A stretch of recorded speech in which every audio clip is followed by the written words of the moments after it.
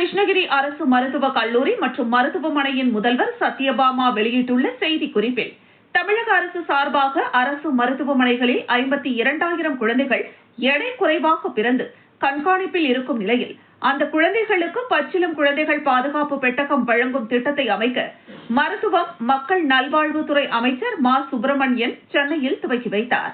கிருஷ்ணகிரி அரசு மருத்துவக் கல்லூரி மற்றும் மருத்துவமனையில் 2 கிலோவிற்கும் கீழ் எடை குறைவாக பிறந்து உள் அனுமதியில் உள்ள மருத்துவ பயனாளர்களாக உள்ள குழந்தைகளுக்கு ஊட்டச்சத்து மற்றும் நோய் எதிர்ப்பு சக்தியை வலுப்படுத்துவதற்கும் தொடர் கண்காணிப்பிற்கும் இரும்புச்சத்து சொட்டு மருந்து, விட்டமின் B3 மற்றும் மல்டி விட்டமின் சொட்டு மருந்துகள் அடங்கிய பச்சிளம் குழந்தைகள் பாதுகாப்பு பெட்டகம் மகப்பேறு மற்றும் குழந்தைகள் நல வார்டில் வழங்கப்பட்டது.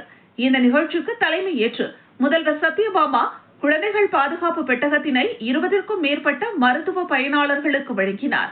இந்த பெட்டகத்தில் உள்ள ஊட்டச்சத்து சொட்டு மருந்துகளை குழந்தைகள் நல சிறப்பு மருத்துவர்கள் கூறும் அறிவுரைகளின்படி அவர்கள் தெரிவிக்கும் அளவு மருந்து மட்டுமே குழந்தைகளுக்கு வழங்கிட வேண்டும். கூடுதலாக வழங்கிவிட்டால் குழந்தைகளுக்கு உடல் நலன் பாதிக்கப்படும். ஊட்டச்சத்து மருந்துதானே என குழந்தை வளர்ச்சிக்காக கூடுதலான அளவு சொட்டு மருந்து எக்காரணம் கொண்டும் வழங்கக்கூடாது எனவும் தெரிவித்துள்ளார். மேலும் இதுகுறித்து மகப்பேறு சிகிச்சை பெற்ற மருத்துவ பயனாளர்கள், உடனாளர்கள், பொதுமக்கள் அனைவருக்கும் இத்திட்டத்தின் பயன்களை அறிவுறுத்தியதோடு, இந்த குழந்தை பாதுகாப்பு பெட்டகம் 2 கிலோவிற்கும் குறைவாக பிறந்த குழந்தைகளுக்கு அனைத்து ஆரம்ப சுகாதார நிலையங்கள், தாய்சேய் மருத்துவ நிலையங்கள், அரசு மருத்துவமனைகள், அரசு மருத்துவக் கல்லூரி மற்றும் மருத்துவமனைகளில் கிடைக்கும் என தெரிவித்துள்ளார்.